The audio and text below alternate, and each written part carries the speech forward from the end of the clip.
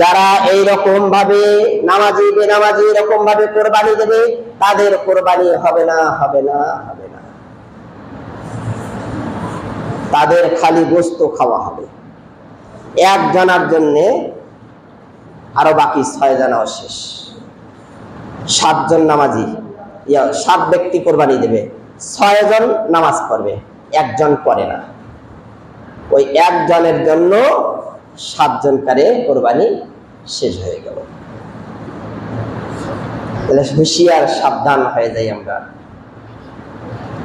আল্লাহ পাক রব্বুল আলামিন, আমরা যদি এরকম যারা আছি, তারা আজকের থেকেই আমরা দিলে দিলে নিয়ত করি, আল্লাহ আমি নামাজ আরম্ভ করে দিলাম, যতদিন বেঁচে থাকি আর যেন নামাজ না ছাড়ি। আল্লাহ তুমি আমাকে এই তৌফিক দান করেন। সকলে বলে আল্লাহুম্মা আমিন।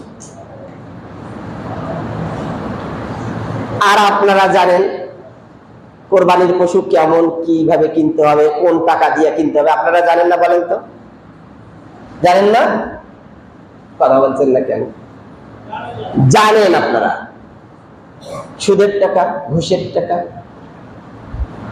যাবে যাবে যাবে, কোরবানি হবে। আচ্ছা, সকলের খুব পারিশ্রমিক টাকা 5 জনের, 2 জনের আছে, একজনের ঘুষের, একজনের সুদের। এরকম আছে না? আমাদের সমাজে কিন্তু আছে। কোরবানি হবে? হবে না। এটা আমাদের খেয়াল রাখতে হবে, এটা আমাদের খেয়াল রাখতে হবে। এই জন্য এই আলোচনাটা আগামী শুক্রবার করার কথা ছিল, কিন্তু আগামী শুক্রবারের আগেই কিন্তু কোরবানির চাঁদ হয়ে যাবে। 2 অথবা 3 দিন আগেই কোরবানির চাঁদ দিতে হবে। তাহলে যদি কেউ এরকম করেই ফেলে, তাহলে তো সে জানলো না। এই জন্য আজকেই জানিয়ে দেওয়া হলো, ঠিক কিনা?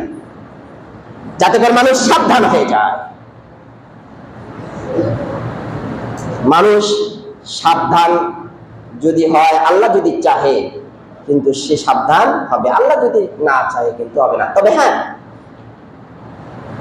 বুখারী শরীফের উত্তম হাদিস আপনারা সকলেই কম বেশি জানেন, ইন্নামাল আমালু বিন্নিয়াত, নিশ্চয় আমলের প্রতিদান নিয়তের উপরেই নির্ভরশীল। আমলের প্রতিদান, আমরা যে আমল করব, সেই আমলটা আমরা কি নিয়ত করব, ওই নিয়তের উপরেই নির্ভরশীল। তাহলে আমাদের নিয়তটা আগে করে ফেলবো আমরা ইনশাআল্লাহ।